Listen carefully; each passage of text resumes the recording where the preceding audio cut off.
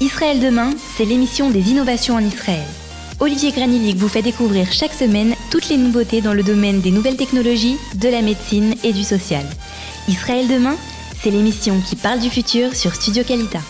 Bonjour à tous et bonjour à toutes, Olivier Granilic au micro pour une nouvelle émission de Israël demain comme chaque lundi sur Studio Qualita, une émission consacrée aujourd'hui à la médecine et plus particulièrement à la gynécologie avec toi Philippe Schwed, on va se tutoyer puisqu'on se connaît déjà. Philippe, bonjour. Bonjour. Merci d'être avec nous. Alors tu es gynécologue. Oui. On va parler d'un sujet très spécifique puisque c'est une spécialité, c'est peut-être une grande spécialité que tu as, c'est ces accouchements par le siège. Mais avant d'arriver à là, on va parler un peu de toi et de ton parcours. D'accord. Combien de temps en Israël, Philippe ? Ça fait 37 ans. 37 ans ? Oui. 37 ans, c'est-à-dire que tu es arrivé le bac en poche, oui. Directement de la Yeshiva de Montreux. Mm-hmm. Voilà, donc j'ai fait mon alia dans le cadre de... Donc 81 Oui, 1981, voilà, oui. 1981. J'ai fait un parcours de la Yeshiva Tesder. Mm-hmm. Donc j'étais à Bethel, à l'armée. Mm-hmm. Et après, j'ai commencé mes études. C'était un précurseur à l'époque. C'était la première année, je crois, qu'ils faisaient ce programme à Bethel. Ouais.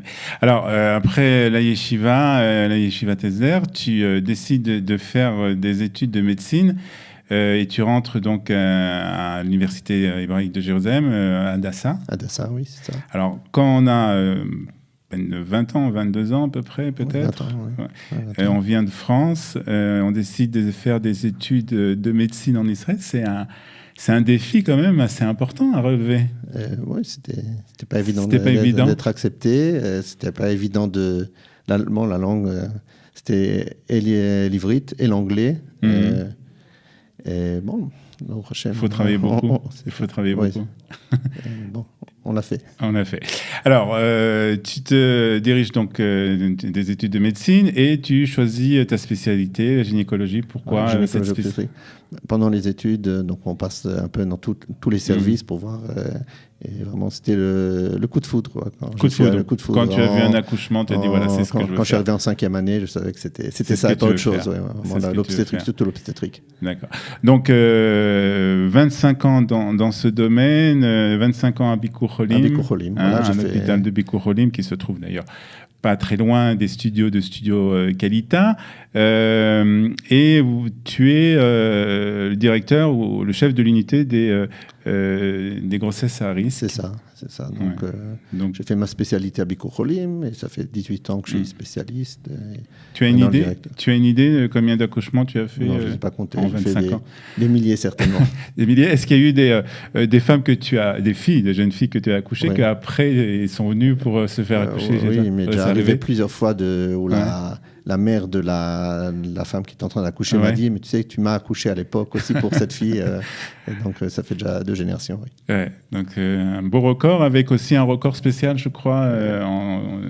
J'avais en 2002, j'ai fait une césarienne de quintuplé. C'est vraiment assez unique dans une carrière. Ouais. Ça doit être très émouvant de voir comme ça 5 enfants. C'est quelque chose de spécial. Alors, on va parler justement un peu de ces grossesses à risque, puisque tu t'occupes plus particulièrement de ce domaine. Il y a plusieurs exemples de grossesses à risque. Bien sûr, en fait, si on prend les critères stricts, on peut définir que presque 30% des grossesses comme grossesses à risque, mais disons les exemples les plus courants, c'est les diabètes de grossesse, les grossesses multiples, donc jumeaux et plus, les grossesses avec préclampsie, donc hypertension de grossesse, et donc il y a aussi les accouchements à risque. Surtout, on est spécialiste des accouchements après césarienne. Et donc, le sujet pour lequel tu m'as demandé de parler, c'est les accouchements par le siège. D'accord, on va y arriver. Donc, un petit mot sur les accouchements après césarienne. C'est-à-dire qu'en général, lorsqu'on a eu une césarienne, il est recommandé, ou très souvent, les femmes, s'ils ont une nouvelle grossesse, vont avoir encore une césarienne. On essaie, quand il y a une césarienne, on essaye de les accoucher normalement. Et Donc le taux varie entre les différents hôpitaux. Donc le taux de réussite est le plus important à Bicur Cholim. On a environ 80% de façon générale, et des femmes qui ont déjà aussi accouché précédemment, on arrive à 90-92% de réussite. On a également un taux de réussite assez important d'accouchement après 2 césariennes. Mais là, on a une condition, c'est seulement des femmes qui ont déjà accouché dans le passé, donc ou avant la première césarienne ou entre les 2 césariennes. Et dans ce cas-là, on propose aussi des fois de les accoucher normalement. Alors, un cas d'accouchement à risque, c'est ce qu'on appelle lorsque l'enfant est mal positionné. Voilà. Donc, il faut savoir que durant la grossesse, les fœtus sont dans toutes les positions possibles, et par un phénomène naturel de gravité, en fait, la tête, qui est la partie la plus lourde du corps du fœtus, va en quelque sorte tomber vers le bassin et se positionner dans le bassin. Et en fin de grossesse, à terme, environ 97% des fœtus seront 97% seront positionnés de façon naturelle avec la tête vers le bas. Donc ça reste 3% quand même. 3%, voilà, qui seront mal positionnés. Mal positionnés, ça peut être plusieurs choses. Ça peut être que le bébé va être positionné en transverse. Et le long est là, donc il n'y a aucune solution pour. Donc dans ces cas-là, c'est une césarienne. On va parler du retournement, mais enfin, si au moment de l'accouchement il est en transverse, c'est juste une césarienne. Et des fois, il y a d'autres parties, donc ça peut être le siège, en fait, les fesses du bébé, ça peut être les pieds, ça peut être les mains. Alors, la première solution quand même, lorsque le fœtus, plus exactement, est mal positionné, c'est on va essayer de le retourner. Voilà, tout à fait. D'une façon naturelle. De façon vraiment manuelle. Ce qu'on appelle en français la version manuelle externe.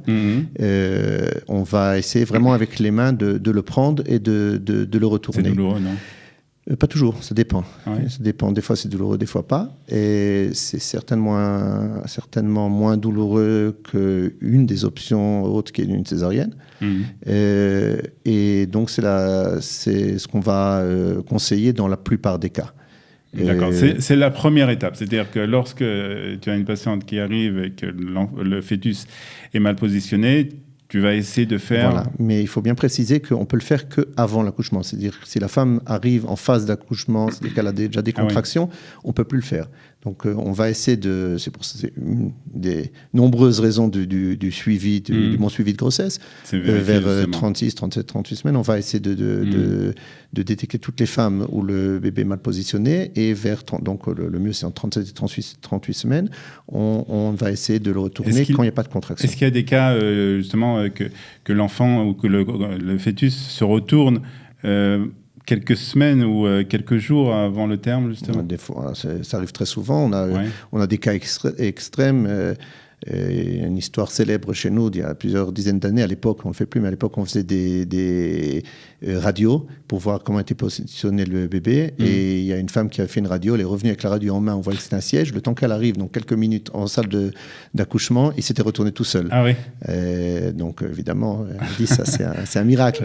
Et donc ça peut arriver à tout moment. Mais bon, plus la grossesse avance, moins il y a de chances que ça se passe. Alors il y a aussi des méthodes, on va dire médicales, concernant justement essayer de retourner l'enfant. Voilà. Alors donc ce qu'on va faire dans tous les cas, on va essayer une première fois de le retourner sans aide médicale, c'est-à-dire juste avec les mains, de façon manuelle. Et dans le cas où on n'arrive pas, alors il y a une méthode on n'est pas les seuls à le faire, mais pas tout le monde le fait. On utilise un médicament, un produit qu'on injecte, on fait une piqûre, et c'est un produit il y a une famille de produits qui est utilisée pour relaxer les muscles lisses.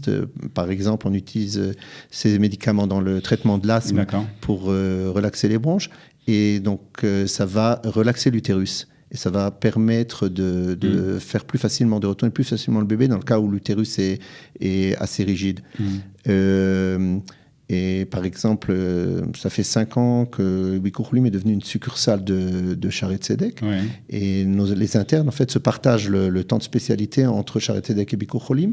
Et ils sont souvent impressionnés quand ils ont commencé par Shaare Zedek de venir à Bicur Cholim et de voir que nous utilisons ce médicament. Et donc dans parce que c'est pas utilisé dans tous les hôpitaux. Donc même à Shaare Zedek, on est très proche. Ils l'utilisent pas et on a vraiment des bons taux de réussite parce que je l'utilise que dans le cas où j'ai pas réussi avant. J'ai un gros taux de réussite après avoir utilisé ce médicament. Ouais.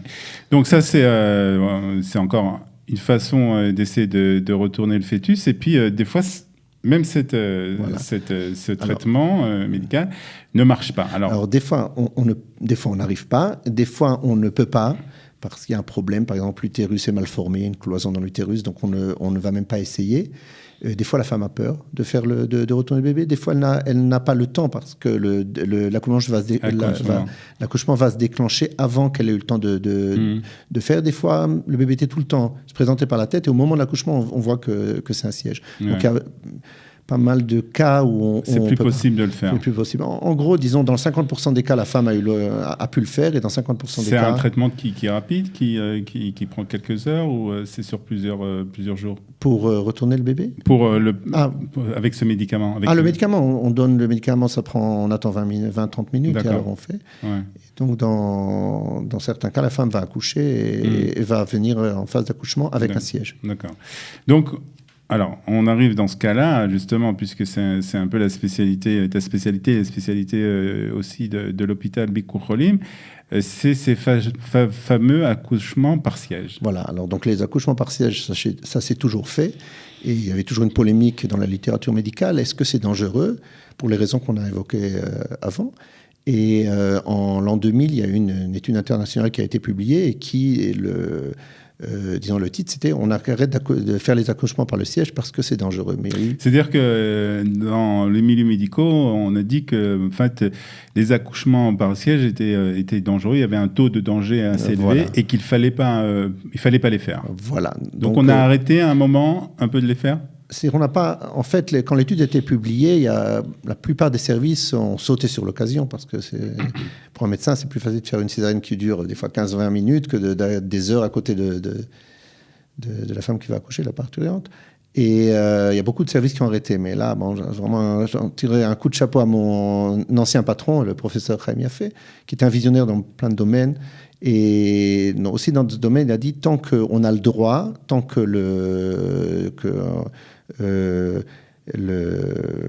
c'est possible de le faire. Oui, on peut, tant qu'il n'y a pas de contrainte, pas de danger, mais enfin, tant que légalement on a le droit, on continue à le faire.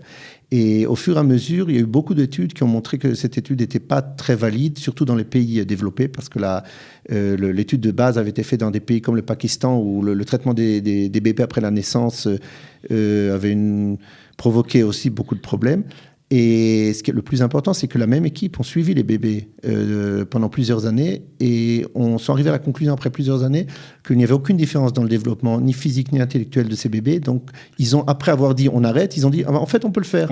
Et dans tous les services, ils avaient arrêté, ils n'avaient plus d'expérience. Donc, les seuls qui ont continué, en fait, c'est nous, puisqu'on a continué toutes les années et on continue. Vous avez continué. Alors une des solutions quand même qui se présente lorsque justement il y a un fœtus qui est mal positionné, c'est la césarienne. Donc, oui. Alors, la césarienne, il y a quand même quelques dangers. Voilà, c'est ça. Tout le monde pense que la césarienne, c'est sans danger. En fait, il y a des dangers pour la mère. C'est quand même plus risqué qu'un accouchement normal. À court et à long terme. Bon, à court terme, on sait, il y a par exemple des infections, mais à long terme, une femme qui a une césarienne va par la suite avoir soit des accouchements après césarienne qui sont beaucoup plus dangereux, soit des césariennes à répétition qui seront aussi dangereux. Mais il y a aussi des risques pour l'enfant, et ça, c'est moins connu. En fait, quand un enfant naît par voie basse, normalement, il y a une pression qui s'exerce sur son thorax et qui va aider à développer les poumons. D'accord. Les enfants nés par césarienne ont un tout petit peu plus de risque de mort subite du nourrisson. Les microbes qui sont présents au moment de l'accouchement sont très importants pour le développement du bébé, pour le développement de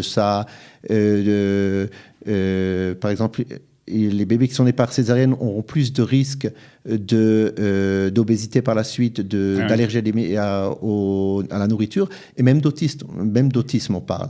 Donc il y a des risques. Même pour le bébé, c'est pas si facile, c'est pas si évident de faire une césarienne. Donc la décision de faire une césarienne est quand même assez difficile à prendre.